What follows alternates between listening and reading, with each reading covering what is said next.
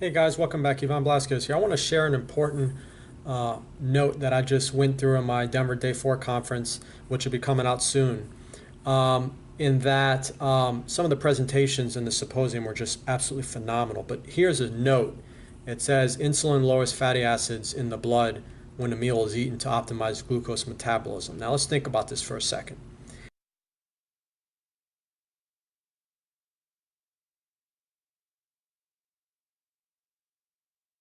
I remember when I was in school, we learned that insulin is a potent inhibitor of fat oxidation, right? Well, this kind of is basically saying the same thing in a different way.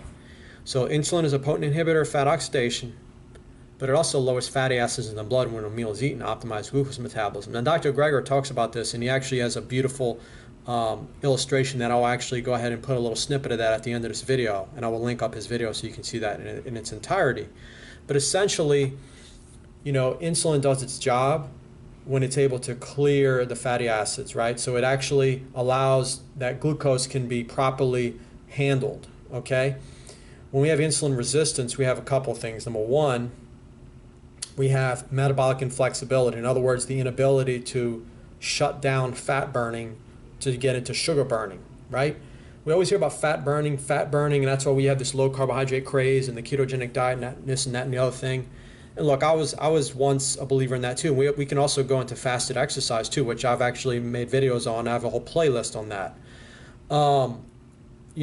Burning fat is a matter of lots of things. We don't have to burn it right away on the front end, right? But guess what? That's what appeals to most people, is people want fast, quick results. We can burn it on the back end, which is a slower burn but a healthier burn.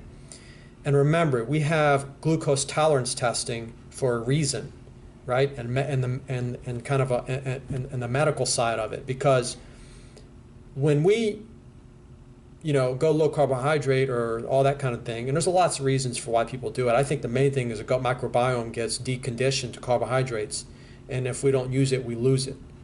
So what happens is people don't respond to carbohydrates as well. And it's also, the biggest thing is, people, when they say they eat good carbs, they're not eating good carbs. You know what? I'm at the point now where I literally need to see a picture of what a person is saying, not just what they're saying, because what they're saying is arbitrary. I'd say 9 out of 10 times when someone says they're eating good carbs, it's not a good carb. Because trust me, the buck stops here, because I've taken it to that level. So the point is this: is that insulin needs to do its job properly. So when we're metabolically flexible, we're able to burn glucose when needed, and we burn fat when needed.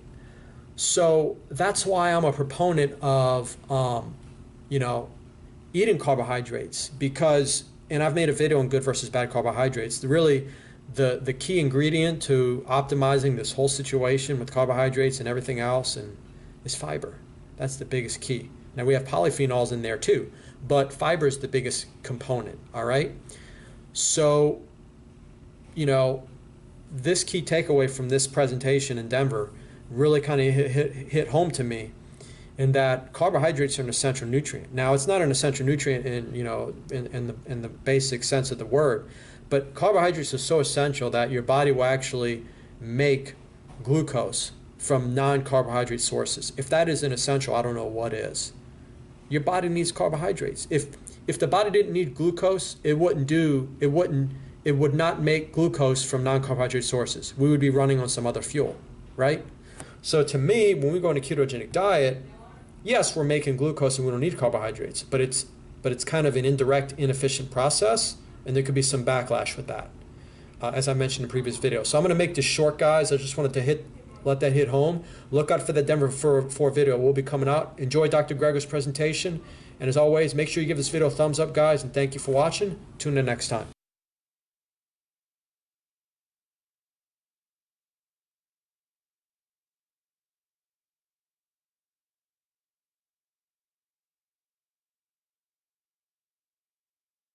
Here's a muscle cell. Here's some blood sugar outside waiting patiently to come in. Insulin is the key that unlocks the door to let sugar in our blood enter the muscle cell. When insulin attaches to the insulin receptor, it activates an enzyme, which activates another enzyme, which activates two more enzymes, which finally activates glucose transport, which acts as a gateway for glucose to enter the cell. So insulin is the key that unlocks the door into our muscle cells. But there's a second way we could end up with high blood sugar. What if there's enough insulin, but the insulin doesn't work? The key is there, but something's gummed up the lock. This is called insulin resistance. Our muscle cells become resistant to the effect of insulin. What's gumming up the door locks in our muscle cells, preventing insulin from letting sugar in? Fat. What's called intramyocellular lipid, fat inside our muscle cells. Fat in the bloodstream can build up inside the muscle cell, creating toxic fatty breakdown products and free radicals that can block the signaling pathway process. So no matter how much insulin we have out in our blood, it's not able to open the glucose gates, and blood sugar levels build up in the blood. Then you can do the opposite experiment. Lower the fat in people's blood, and the insulin resistance comes right down. Clear the fat out of the blood, and you can clear the sugar out of the blood. So that explains this finding. On a high-fat diet, the ketogenic diet, insulin doesn't work as well. Our bodies are insulin resistant. But as the amount of fat in our diet gets lower and lower, insulin works better and better. This is a clear demonstration that the sugar tolerance of even healthy individuals can be impaired by administering a low-carb, high-fat diet. But we can decrease insulin resistance, the cause of prediabetes, the cause of type 2 diabetes, by decreasing saturated fat intake.